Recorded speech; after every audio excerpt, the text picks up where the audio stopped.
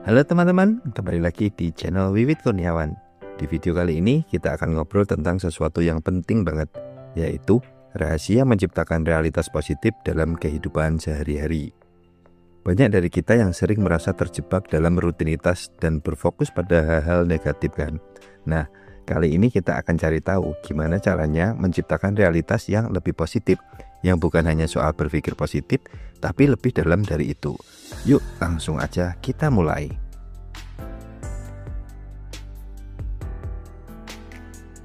Aku dulu berpikir realitas itu ya apa yang terjadi di sekitar aku. Tapi ternyata realitas itu bukan tentang apa yang terjadi, tapi bagaimana kita mencerna apa yang terjadi. Sebelum kita masuk ke trik-trik praktis, yuk kita pahami dulu apa sih sebenarnya realitas positif itu. Kalau kita pikir-pikir, setiap hari kita itu kayak pakai kacamata yang punya lensa tertentu. Nah, lensa ini yang menentukan bagaimana kita melihat dunia. Misalnya, kalau kita pakai lensa negatif, segala sesuatu yang terjadi di sekitar kita akan terlihat lebih kelam dan susah. Sedangkan kalau kita pakai lensa positif, kita akan lebih bisa melihat peluang, kebahagiaan, dan hal-hal baik di sekitar kita. Tapi, gimana caranya kita bisa mengubah lensa kita supaya lebih positif? Ada beberapa cara yang bisa kita coba. Dan yang pertama adalah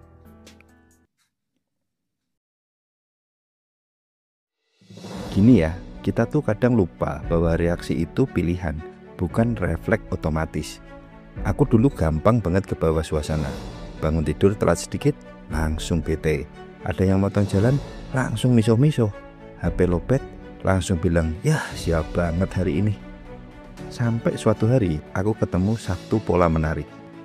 Aku lagi nyetir, tiba-tiba ada orang yang nyalip seenaknya. Refleks pertama aku, ya tentu aja emosi. Tapi entah kenapa waktu itu aku berhenti sebentar, terus mikir, bisa jadi dia buru-buru karena istrinya mau melahirkan, atau dia lagi nyari toilet darurat. Gak tahu juga sih itu beneran atau ngarang, tapi efeknya nyata. Aku jadi nggak semarah itu. Nah, dari situ aku mulai latihan apa yang aku sebut jeda internal. Ini kayak kasih ruang 2 detik sebelum ngomong, 2 detik sebelum marah, 2 detik sebelum nanggepin apapun. Rasanya kayak kamu lagi mau nimpuk orang, tapi tiba-tiba ada yang bisikin, yakin mau lanjut. Latihan ini kecil, tapi efeknya gila banget. Karena kita mulai sadar, emosi itu bukan tamu tak diundang. Dia masuk karena kita buka pintu. Tapi kalau kita kasih jeda, kita bisa milih mau dibukain atau enggak. Bahkan sekarang, kalau aku lagi kesel, aku suka tanya dalam hati. Kalau aku ngerespon kayak biasa, ujung-ujungnya apa ya? Kalau jawabannya cuma nambah capek, ya udah aku diam aja. Kadang diam itu bukan berarti kalah, tapi hemat energi. Dan energi itu mahal loh, nggak bisa di top up pakai pulsa. Jadi kalau kamu pengen mulai bangun realitas positif dari dalam, coba aja mulai dari hal paling sederhana. Latih jeda, 2 detik aja cukup buat menyelamatkan 1 hari.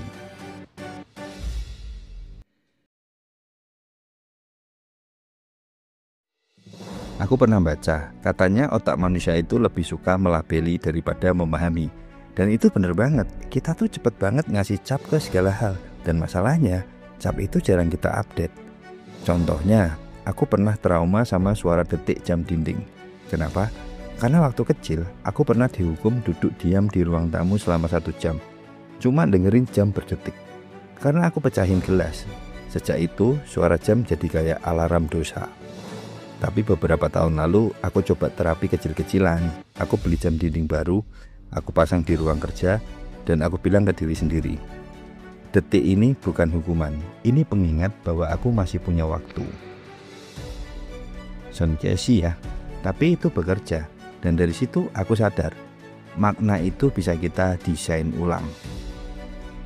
Dulu aku juga sebel banget sama suara hujan, karena itu ngingetin aku waktu pacar aku mutusin aku pas lagi hujan di halte.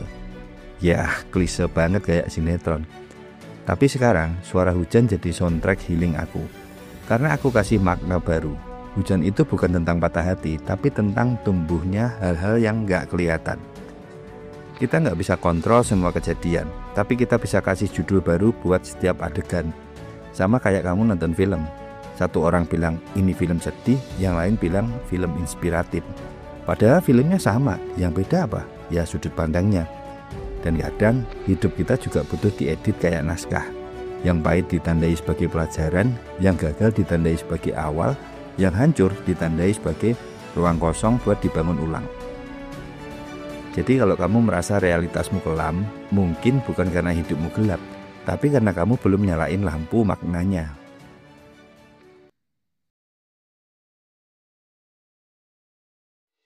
Pernah nggak kamu merasa kayak hari kamu tuh nentuin banget mood kamu seminggu ke depan? Dulu aku mikir, pagi itu biasa aja. Tapi ternyata pagi itu kayak briefing sama semesta. Kalau kamu buka hari dengan tergesa, kemungkinan besar kamu bakal nabrak-nabrak terus. Tapi kalau kamu buka hari dengan sadar, meski cuma 5 menit, kayak ada jalan yang dirapikan lebih dulu. Makanya aku bikin ritual kecil, bukan meditasi 1 jam, bukan journaling panjang lebar, cuma satu hal kecil, nulis pertanyaan aneh di sticky note. Pertanyaan hari ini misalnya, kalau hari ini diulang 5 tahun lagi, apa yang mau aku ingat dari detiknya? Kadang jawabannya nggak datang langsung, tapi itu bikin otak aku stay curious, kayak nyalain mode kreatif sebelum hari mulai. Dan yang aku suka, ini bukan afirmasi faksa, ini bukan aku bilang, aku bahagia, padahal lagi pengen marah. Ini lebih kayak ngajak ngobrol diri sendiri, bukan nyuruh. Pertanyaan favorit aku adalah, kalau aku lagi jadi karakter utama film, hari ini adegannya apa ya? Itu bikin aku sadar bahwa hidup aku layak diceritakan. Bahkan kalau yang terjadi cuma nganter cucian, kerja, makan mie instan. Karena karakter utama pun punya adegan-adegan kecil yang bikin jadi manusia. Ritual kecil ini bikin aku jadi bukan korban dari hari yang berat, tapi desainer suasana hari itu sendiri. Karena kadang kita nggak butuh motivasi gede, kita cuma butuh momen kecil yang kita ulang sampai dia jadi pondasi.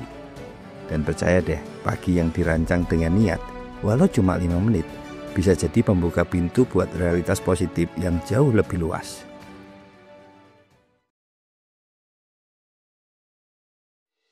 Ada satu momen yang gak pernah aku lupa. Suatu malam, aku pulang kerja, capek banget. Di rumah, mati lampu, listrik padam. Lalu tetangga ribut karena hal sepele. HP aku lowbat. Dan saat itu, aku cuma duduk di lantai, gelap-gelapan dan nanya, kalau semuanya kacau di luar, aku bisa berlindung kemana? Jawabannya waktu itu, gak ada. Tapi sejak saat itu, aku mulai bikin satu tempat kecil. Bukan di rumah, tapi di kepala aku. Aku sebut itu zona aman. Zona aman itu bukan pelarian, bukan juga pura-pura semuanya baik-baik aja. Tapi itu tempat buat napas sebentar. Tempat di mana aku bisa jadi versi paling jujur dari diri aku. Tanpa ditonton, tanpa dituntut. Buat aku, bentuknya adalah danau di tengah hutan. Ada kursi kayu di pinggirnya. Nggak ada notifikasi, nggak ada siapa-siapa, cuma suara air dan angin. Setiap kali aku overwhelmed, aku mundur ke sana. Kadang cuma 30 detik, kadang sambil merem di kendaraan umum, kadang pas antri di kasir. Tapi itu cukup buat ngasih jarak antara aku dan dunia yang berisik. Mungkin kamu bisa mulai bikin juga. Nggak harus danau, bisa jadi kafe yang tenang, lapangan basket, ruang tamu masa kecil, atau bahkan tempat yang belum pernah kamu kunjungi tapi selalu kamu bayangkan. Yang penting, tempat itu cuma kamu yang punya, dan kamu bisa masuk kapanpun kamu butuh. Karena kadang menciptakan realitas positif itu bukan soal mengubah dunia luar, tapi punya tempat kecil di dalam yang bisa dibilang, tenang, kamu aman di sini, kamu nggak harus sempurna dulu untuk bernapas.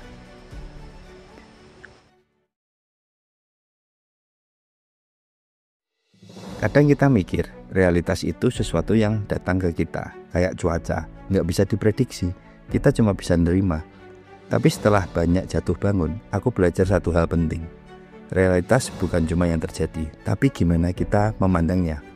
Dan cara pandang itu bisa dibentuk lewat jeda sebelum bereaksi, lewat makna baru yang kita tanam di luka lama, lewat ritual kecil yang kelihatan remeh tapi menenangkan, dan lewat ruang aman yang kita bangun di kepala sendiri.